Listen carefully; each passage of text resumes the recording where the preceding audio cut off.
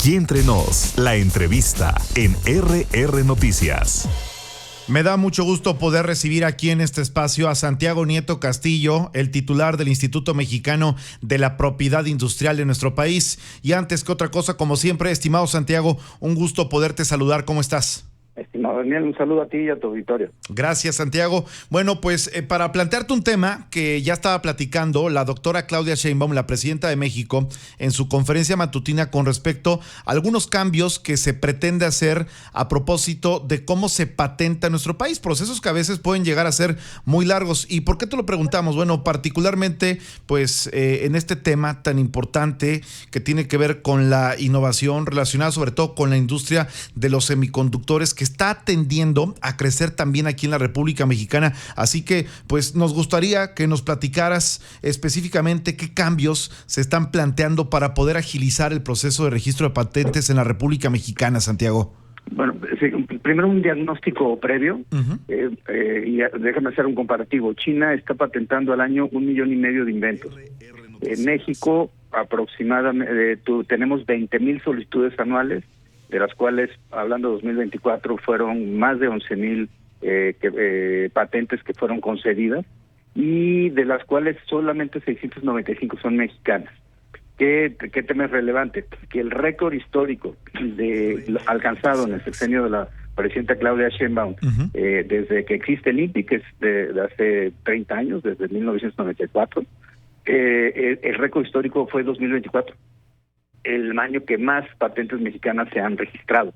Y te digo que son 695, la verdad que es un número muy bajo. Así es. ¿Qué tiene que ver? Uno, ¿en cuánto tardan en China? 1 año y 3 meses en registrar una patente. ¿Cuánto tarda a nivel global? 3 años y medio. ¿Cuánto estamos en promedio? ¿Cuánto estamos nosotros? En un poco más de 4 años, a pesar de que hay una disposición expresa en ley. Tiene que ver con muchos temas, pero entre otras cosas con el marco normativo inadecuado que se tiene actualmente en nuestro país, y la idea es evidentemente generar esta reforma. Una orientada a darle atención prioritaria a ciertos temas estratégicos del Estado mexicano. Uno de ellos evidentemente tiene que ver con los semiconductores. Así es. Absolutamente relevante el tema. Por ejemplo, están llevando inversiones 10 veces mayores a Vietnam respecto a México. Y México, pues recordemos que es la 12ª economía del mundo. No somos un país somos un país que el objetivo de la presidenta es convertirlo en la 10ª economía global al terminar su sexenio. Y eso pasa precisamente por ampliar las patentes, por tener una mayor invenciones en nuestro país y generar transferencia tecnológica que permita generar mejores recursos para el país. Ese es, digamos, el objetivo central. Tenemos condiciones para generar un Silicon Valley. A ver, yo plantearía que en Querétaro hay todas las condiciones posibles. Sí, claro. Pero en varios estados de la República también, pero el Marqués podría darte una capacidad para poder absorber ese tipo de industria desarrollada en materia de tecnología para semiconductores, que ya se está haciendo en Querétaro algo, se está haciendo algo también en el Estado de México, en Puebla, y que necesitamos seguir avanzando. Y el otro dato, bueno, aparte de esta priorización, el dato es reducir los tiempos. Poder que tengan las personas certeza respecto al invento al momento que se presenta la solicitud. Y segundo, que también nos parece muy importante, el que podamos establecer una reducción de estos 18 meses, ese gap que se abre de 18 meses en la legislación para efectos de comercialización, porque no todos los productos requieren un plan de comercialización. Se puede reducir esos 18 meses, que se otorgue el examen de fondo, incrementar el número de examinadores con investigadores nacionales, con becarios de los posgrados en todas las materias vinculadas con ciencia y tecnología, medicina, farmacéutica, biotecnología, electrónica, mecánica, química en alimentos, etcétera, y con ello tener una política pública que permita dar mejores resultados al INPI, a la Secretaría de Economía, a la Secretaría de Ciencias y al país en su conjunto. Así es. Oye, Santiago, estoy impactado. Me dices que son casi 4 años o incluso más de 4 años para registrar una patente. Por eso te preguntaría, ¿cuáles son estos principales obstáculos que están enfrentando los inventores mexicanos en este proceso y cuál es el planteamiento que se está haciendo para poderlo superar? A ver, primer tema, en el Sistema Nacional de Investigadores fomenta la publicación, es decir, fomenta que las personas publiquen y no que patenten. Entonces, al momento de publicar, se tienen 12 meses para poder generar la patente y lo que sucede es que no alcanzan esos 12 meses para la publicación de la patente para el patentamiento, y se pierde esa invención.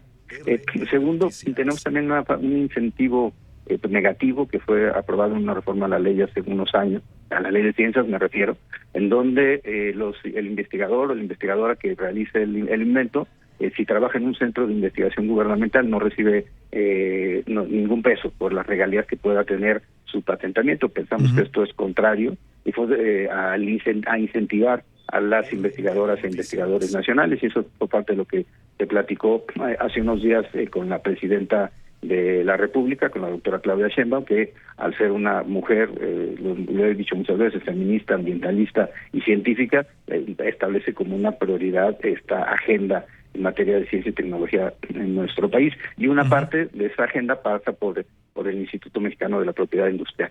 Entonces, la idea es quitar ese candado y que puedan recibir algún tipo de estímulo económico por la invención que se ha desarrollado. Tres, también no hay una cultura de patentamiento en nuestro país.